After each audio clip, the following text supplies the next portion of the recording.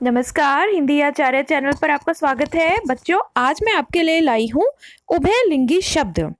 तो बच्चों, उभयलिंगी शब्द पढ़ने से पहले हम एक बार इन शब्दों को पढ़ेंगे। देखो बच्चों, पुस्तक, पुस्तक का क्या लिंग है? यह एक शब्द है जो कि चीज के बारे में बता रहा है, किसी वस्तु के बारे में बता रहा है ना, किताब के बारे में बता रहा है यह शब्द पुस्तक। तो पुस्तक क्या होती है? हम बहुत सारे शब्दों को स्त्रीलिंग मानते हैं और बहुत सारे शब्दों को पुल्लिंग मानते हैं। जैसे कि आपके सामने उदाहरण है पुस्तक का। तो मैंने पुस्तक पढ़ी, तो अर्थात क्या हुआ? पुस्तक को हम स्त्रीलिंग मानते हैं ना। ऐसे ही मैंने साइकिल चलाई, तो साइकिल क्या है? साइकिल स्त्रीलिंग मानते हैं। साइकिल का वास्तव में तो कोई लिंग नहीं होना चाहिए, लेकिन बहुत सारे ऐसे शब्द हैं जिन्हें हम मानते हैं कि वे पुल्लिंग है या स्त्रीलिंग है, और ये हैं चीजों के नाम। वस्तुओं के नामों में भी हम पुल्लिंग या स्त्रीलिंग देखते हैं। इसी तरह से देखेंगे दुकान। मैंने सुबह उठकर दुकान खोली, तो दुकान क्या है? स्त्रीलिंग शब्द है। वास्तव में दुकान का कोई लिंग नहीं होना चाहिए, लेकिन हम शब्दों को, चीजों को हम मानते हैं कि वे पुल्लिंग और स्त्रीलिंग है। ऐसे ही खेत, खेत देखिए पुल्लिंग है। यह मेरा खेत है, यानी कि खेत एक वस्तु, एक चीज, एक जगह का नाम क्या है? हम उसको पुल्लिंग मानते हैं। वास्तव में खेत का कोई लिंग नहीं हो सकता। इसी तरह से अखबार, अखबार को भी मैंने अखबार पढ़ा, तो क्या है? अखबार को हम पुल्लिंग मानते हैं, तभी तो पढ़ा कह रहे हैं ना। उसके साथ में जो क्रिया है वह लिंग पर आधारित है। अगर अखबार को हम स्त्रीलिंग मानते होते तब हम बोलते हैं कि मैंने अखबार पढ़ी। तो इस तरह से हम, यानी कि कहने का अर्थ यह है, इस वीडियो को स्टार्ट करने से पहले मैं आपको ये एक बार इंट्रोड्यूस करवाना चाहती थी कि जो शब्दों के भी हम लिंग मानते हैं, बहुत सारी चीजों के जो शब्द हैं हम उनके नाम रखे हुए हैं, तो उनको हम पुल्लिंग या स्त्रीलिंग मानते हैं।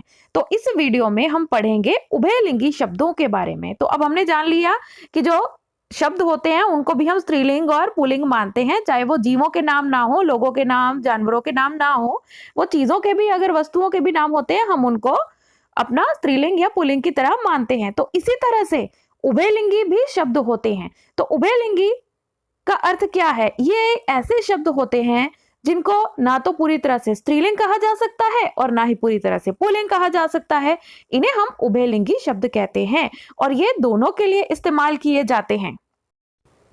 अब हम उदाहरण देखेंगे, जैसे कि पार्षद। तो पार्षद एक ऐसा शब्द है जो कि उभयलिंगी शब्द है। इसको वाक्य के साथ देखते हैं, जैसे कि सीता लुधियाना की पार्षद है।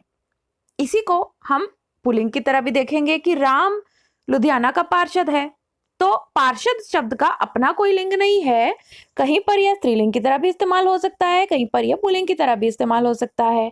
इसी तरह से सचिव है, गवर्नर है। देखिए, जैसे जैसे गवर्नर है यानी कि राज्यपाल, तो इस शब्द का भी कोई लिंग नहीं है। गवर्नर स्त्री और पुरुष दोनों के लिए इस्तेमाल हो सकता है। जैसे कि केरल के जो अभी गवर्नर हैं वो कौन है? आरिफ मोहम्मद खान। ठीक है, तो अभी स्त्री के हिसाब से अगर हम इस शब्द को देखेंगे तो सरोजिनी नायडू जो थी हमारी भारत के उत्तर प्रदेश की, वो सबसे पहली गवर्नर थी, महिला गवर्नर। तो गवर्नर का अपना कोई लिंग नहीं है, तो यानी कि उभयलिंगी शब्द है। इसी तरह से मुख्यमंत्री को देख सकते हैं। जयललिता तमिलनाडु की मुख्यमंत्री रही। इसी तरह से अपना प्रकाश सिंह बादल जो हैं वो पंजाब के मुख्यमंत्री रहे। तो स्त्री होने के बावजूद भी मुख्यमंत्री शब्द में बदलाव नहीं आता है, और पुरुष होने के बाद भी मुख्यमंत्री शब्द में बदलाव नहीं आता है। तो अर्थात क्या हुआ कि मुख्यमंत्री शब्द उभयलिंगी शब्द हुआ।